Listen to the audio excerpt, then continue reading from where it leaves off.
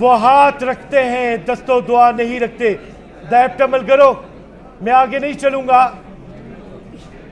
آپ یہ صبر کریں, بیٹھیں پلیز, بیٹھ جائیے. تاسو کہ نہیں عزیز, آپ استقبال کریں.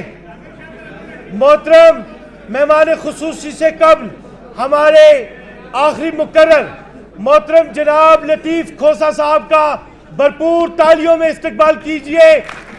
کنونشن ہم نے پشاور سے شروع کرنا تھا آپ کے ساتھ, آج دیکھ لیجئے عملاً آغاز ہو چلا. تشریف لائیے جناب, بھرپور استقبالوں کے. شاباش.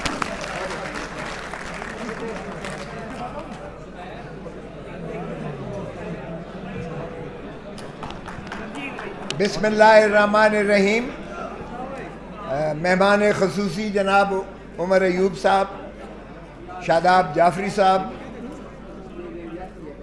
پاکستان کے ILF کے صدر, دیگر صدور صوبوں سے جو آئے ہوئے ہیں, اور ماشاءاللہ سول سوسائٹی کے جو اساتذہ یہاں آئے ہیں, اور جو میڈیا کے یہاں پرسنل آئے ہیں, اور جو میری بہنیں اور بھائی اور بچے یہاں آئے ہیں, سب کو عمران خان کی طرف سے سلام.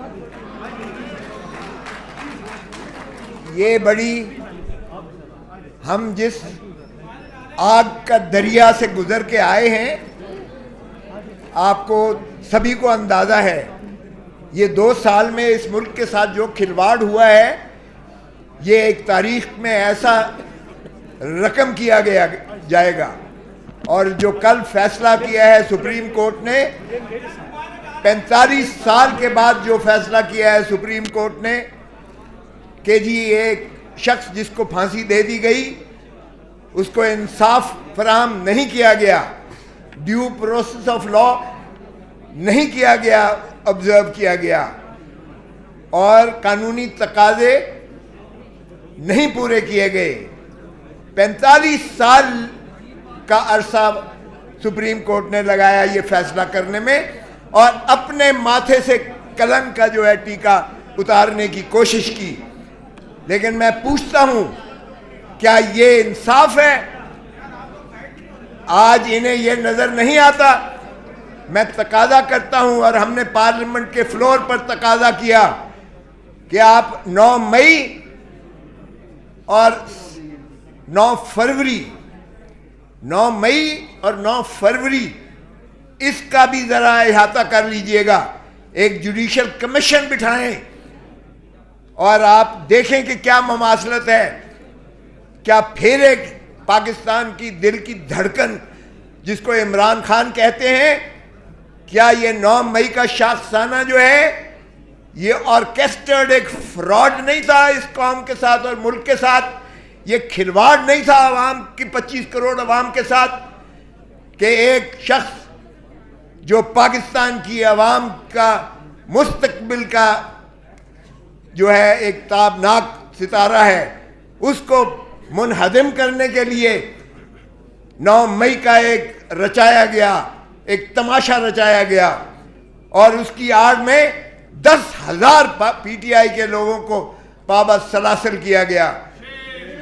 اور اس کے بعد صرف یہی نہیں, جس طرح چادر اور 4 دیواری کو پامال کیا گیا, پاکستان تو کیا دنیا کی تاریخ میں شاید ایسا نہیں کہیں بھی ملتا ہوگا.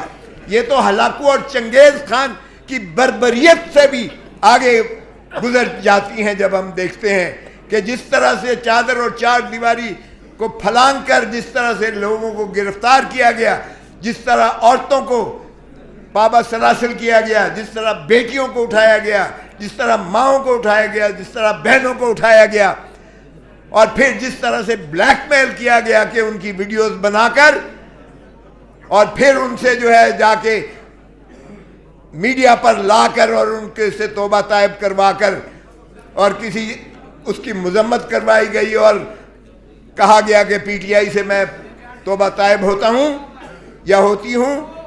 یہ بھی ذرا دیکھیں کہ کیا ہوا.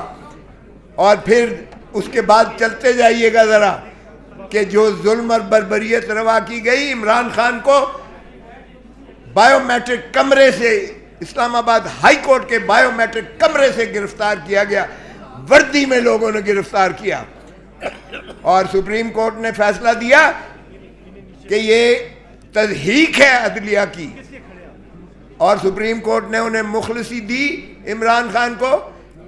اب ذرا دیکھیے 9، 10، 11، 12 مئی عمران خان ان کی تحویل میں ہیں، کسٹڈی میں ہیں، اور 200 مقدمات جو ہے عمران خان پر کر دیے جاتے ہیں، اور 200 سے زیادہ کئی مقدمات جو ہے یہاں عمر ایوب صاحب بیٹھے ہوئے ہیں، یہاں جتنے ہمارے اکابرین بیٹھے ہوئے ہیں ان پر کر دیے گئے۔